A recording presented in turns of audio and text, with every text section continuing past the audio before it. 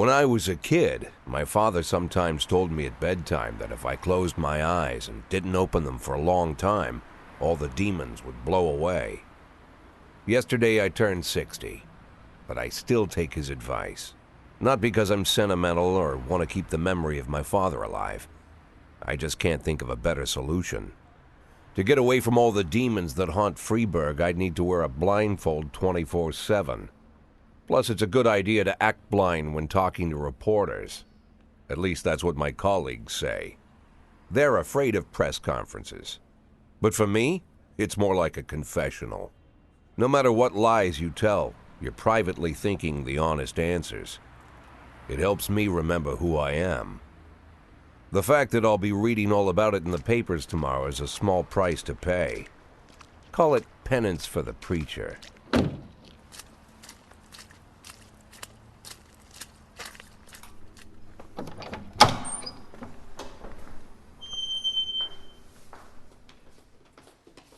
This is the first time I'm afraid of those answers my mind has given me. Not because I'm mad I'm losing my job. Though it's true, I'm mad as hell. Not because I subconsciously blame everyone else. Though I damn sure do blame them. And don't even ask me what my next move is. I can't imagine. But even that doesn't scare me. The worst thing is, I know I'm gonna have to do something. And I'll be damned if I know how far I'll go. I may have a lot of vices, but predictability isn't one of them.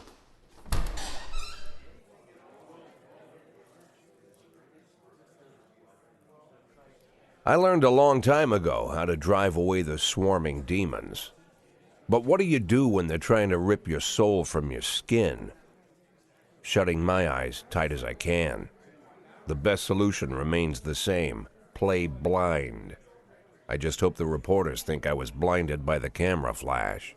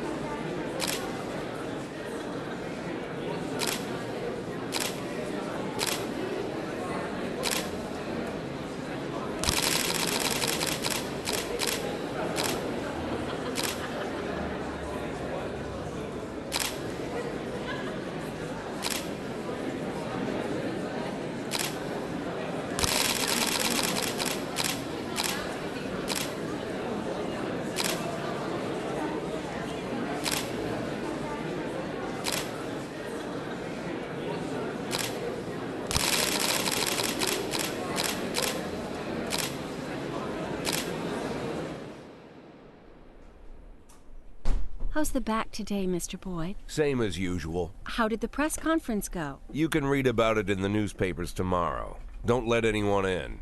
Even Mr. Kendrick? Especially Mr. Kendrick.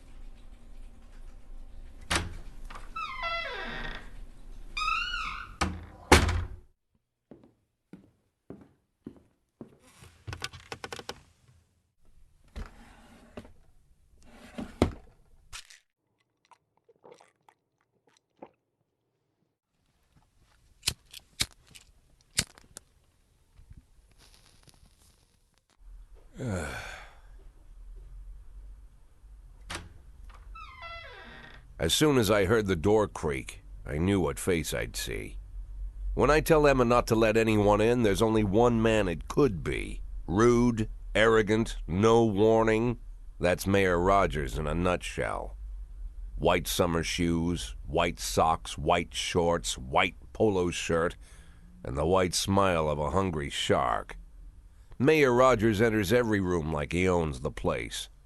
Even the floorboards under his feet sound like they're creaking an apology. He never shied away from the odd corruption scheme. It's like the devil walks behind him. In the movies, the villains controlling the city play golf with the judges. Rogers plays tennis with them instead. That's about the only difference. Jack, I was hoping to catch you after the press conference. You ran away so quick. There's no smoking at City Hall. No reason for me to hang around. Well, this morning I signed a ban on smoking in all public buildings. Soon you won't be able to smoke here either. Soon enough I won't be here at all. That's what I wanted to talk to you about. The people of this city like you, Jack. The police chief of all people. Don't betray that, Jack. Don't get wrapped up in any schemes. Sit nice and quiet for the next 180 days, and you'll be remembered as a hero. That's the only thing that you still have left. Be the hero. Then how am I supposed to scrape together a retirement fund? You had a million chances to secure a luxury pension, one that even I would have envied, although I've never set aside any money for myself. I'm not planning to retire anytime soon.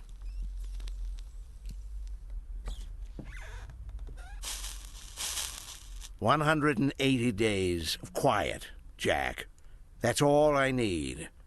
I don't have any problems with you, and you won't have any problems with me. I have a new assistant, Troy Starr.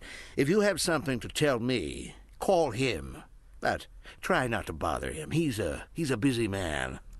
I'll do my best.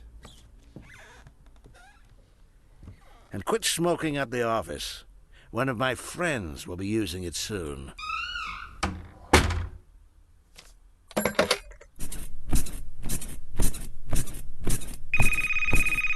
Oh, I'm sorry, babe. Only the mayor has this number. Mr. Mayor? Yeah, is this Troy Starr? Yes? Go fuck yourself, Troy Starr.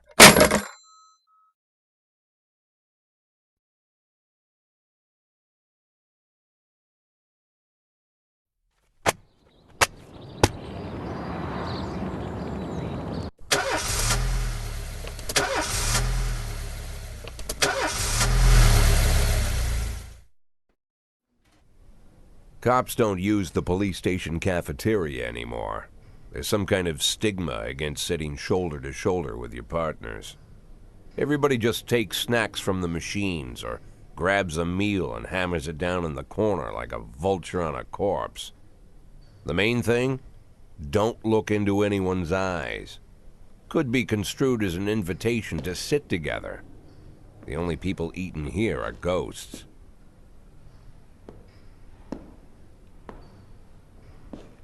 My deputy, Francis Kendrick. He recently became one of those ghosts. The subject of one of the most devastating corruption scandals in the history of Freeburg. No evidence to support the accusations, but everyone knows Kendrick's days are numbered. I need that file I asked for. Needs to be ready tonight. Francis didn't say anything, but I understood. Ghosts aren't supposed to talk. Besides, I got a feeling he was already finished.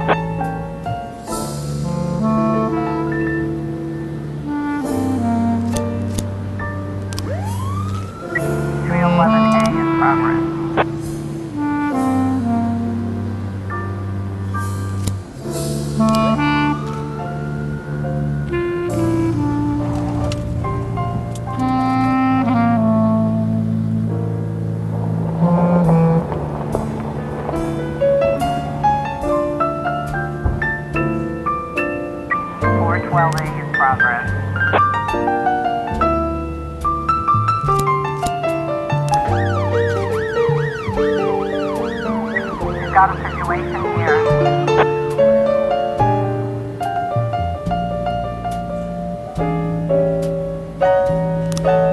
Nine has income position.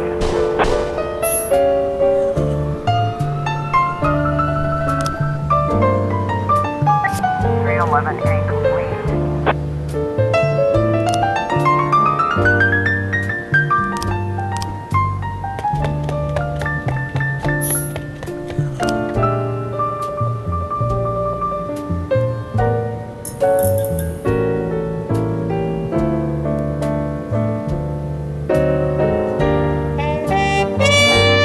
Four twelve A.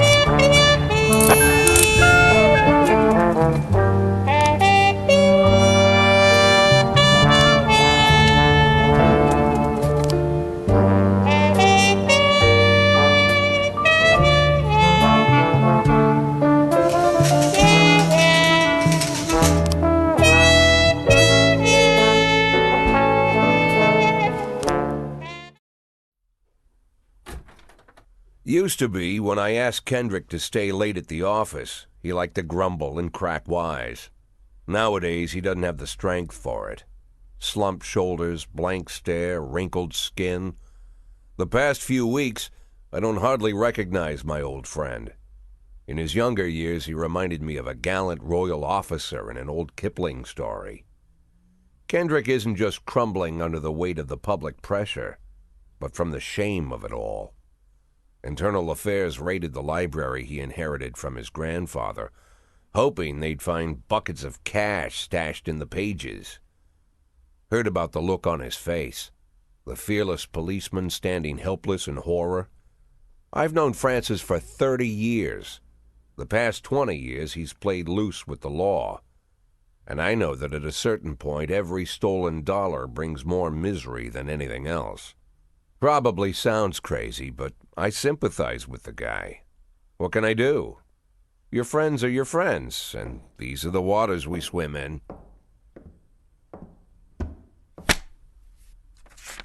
Called all of the people on that list today.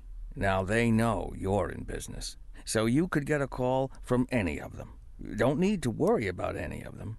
I've cleared them all. And what kind of business are we talking here? It's nothing too serious, just like you asked. Should be just a few small favors. Payments will vary depending on the situation and who you're dealing with. How much are you looking to earn? $500,000. $500,000? Why not a whole million? Because everybody wants to take $1 million. Figured I'd try something different. $500,000 in 180 days? Well, you could earn it all above board if you netted all the big fish and hit all your bonuses. Never knew you for a fisherman. Well, you never got into my business, and I'm not trying to get into yours. But be careful about bringing in any other cops. Sooner or later, they'll put the finger on you. And one more thing, Jack. I remember what you said, but I should probably add one more name to that list. Christopher Sand. Sand. Christopher G. Sand. Everyone knows the name, but few could tell you who he is. The old man stays away from the spotlight. Always wears old-fashioned jeans and knitted sweaters. Gives to charity. Rarely attends social events. An avid hunter, I hear. Even dabbles in poetry. You'd never guess he's the head of the oldest and most powerful gang in the city. Goes back as far as his great-grandfather. And Sand is strict about following the old rules. He rarely involves himself in commonplace murders and robberies. Hardly needs to intimidate anyone to get his point across. The people who work for him each have their sphere. They provide protection where needed, even work with the authorities when they want to make a deal. Meanwhile, Sand pulls the strings without getting his hands dirty. People sometimes mistake his quiet approach. A couple years ago, an arms dealer decided to expand its business without asking permission, and his whole family paid the price. In 4 weeks, Sand killed 31 people. Old men, women, even a few teenagers. and Sands' people made sure every paper reported it. Frank, I don't want to hear you say that name again. Jack, please, listen to me. I'm in with these guys. We agreed, Frank. That's not the kind of business I'm into. I don't go there. Never have, never will.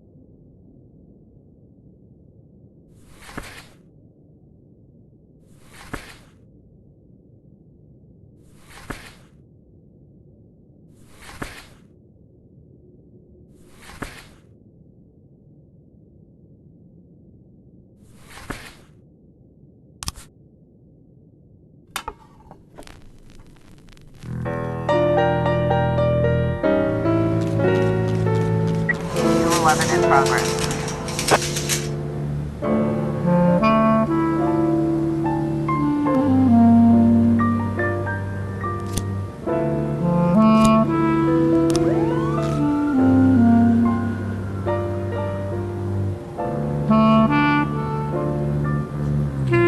U11 in progress.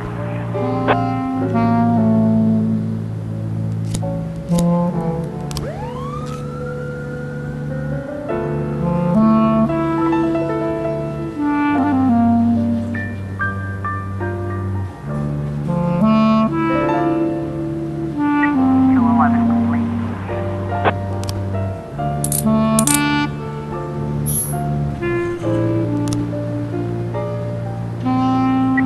1210 in progress.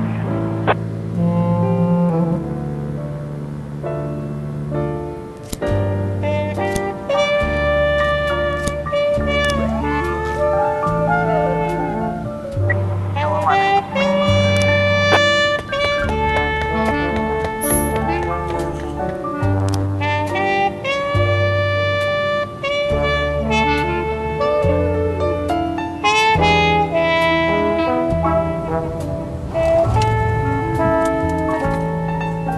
Twelve ten complete.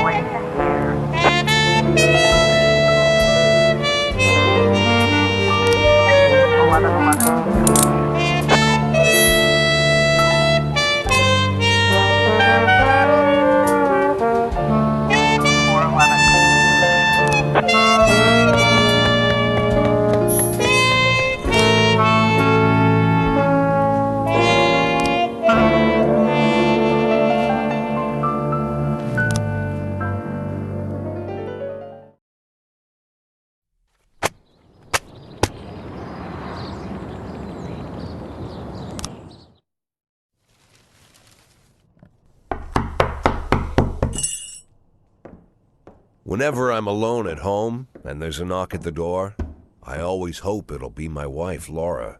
She's always forgetting her keys. Hello, my name is Steve, and you're Jack Boyd, is that right? To get to my front door, the Bible boys walked about a mile from the local bus stop, jumping over mud puddles and skirting a couple of landfills. Laura doesn't go in for religion either, but according to her, these brave lunatics with their fake smiles deserve at least a minute of attention. She patiently listens to them, asks them questions, regales them with pastries, and never once dropping a hint of condescension. When I watch her do it, I've got to admit it gets me. I'd have hugged those boys, sat with them on the porch, and lit up a cigar. But a month after Laura left, all I could do was quietly ask them not to bother me. Today I'm a little rougher still. Shut the door on his nose this time. Another couple weeks at this rate, and I'll be greeting anyone who comes close with my service pistol pointed towards the sky, ready to fire my warning shots. In my life, even the basic stuff never goes like it's supposed to. Normally, when a wife is going to leave home, she'll make a scene, or at least sit everyone down for a serious conversation. But Laura just disappeared. The children in the stories always stand on the side of the mother, but all three of our sons supported me. The in-laws always blame the husband for making their daughter unhappy. But now Sally, Laura's mother, well, we sort of have a pact. The fellow Laura ran off with is young enough to be her son. I hear he's 30 years old. Of all the possible information a man can know about his wife's lover, I get hit with that. Fortunately, Laura's mother doesn't like the way it sounds either. Sally figures this guy just thought he'd have some fun with a mature woman, but he'll be back chasing college girls before the year is out. So we have an agreement. Sally's going to track down Laura and try to reason with her, and we'll arrange a meeting. Meanwhile, I'm supposed to not do anything stupid, which of course means anything at all. It's a crazy situation. I'm the police chief, and the person I'm trusting to find my wife is an old woman armed with a phone book. But I can't afford to lose Sally as an ally.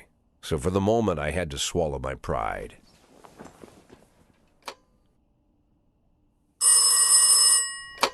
Hello. Mrs. Markham, this is Boyd. Oh, is there any news? That's what I wanted to ask you. Have you found anything? An address, phone number? Have you spoken to her? Don't worry, Jack. I've narrowed the range to 2 suspects, or whatever you like to say at your police building. At my police building, we find people faster than a funny old woman chirping on the phone with my wife's girlfriends. Oh, you're an old man, Jack. Come to your senses. They'd give us straight odds on the street. But I've got more energy, Jack. Maybe you think I'm a foolish old woman, but I go to my book club, argue with the girls about Byron, and it gives me energy. I talk to my dogs, and it gives me energy. And you have nothing, Jack. You don't even have a hobby. You got no passion. It's why Laura left you. Let's not go back into that, Sally. Find my wife, and we can discuss my hobbies later. I'm waiting for your call, and my patience is running thin. Laura, if you've stopped loving me, I'll let you go. I can't expect the impossible from you. Just don't let me die out here, okay?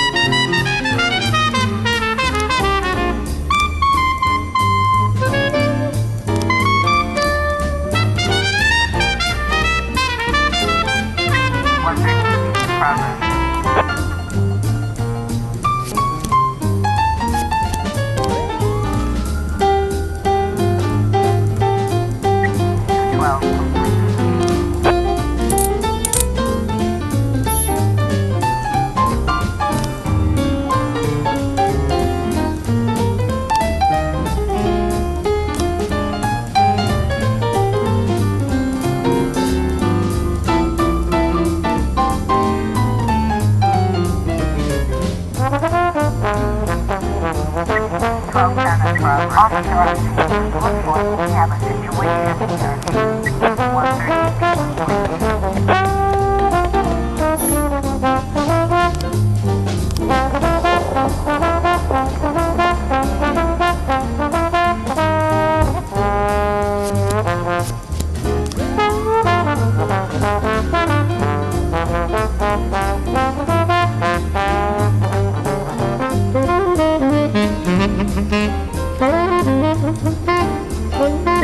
130 complete. Twelve ten complete.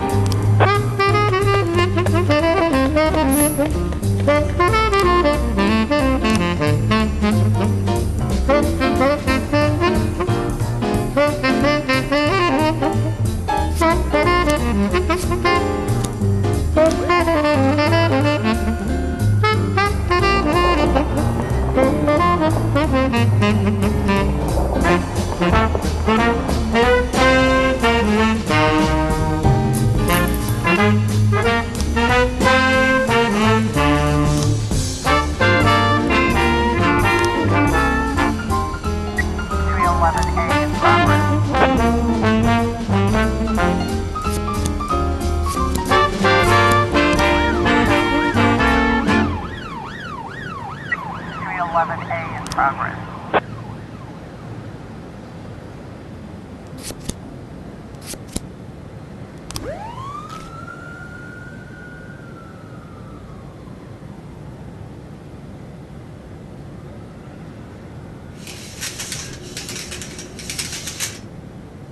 Looks like we have a situation here.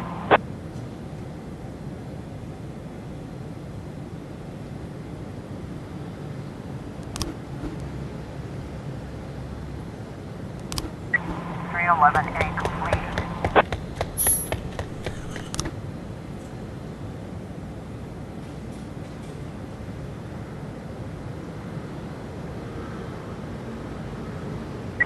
.311A complete.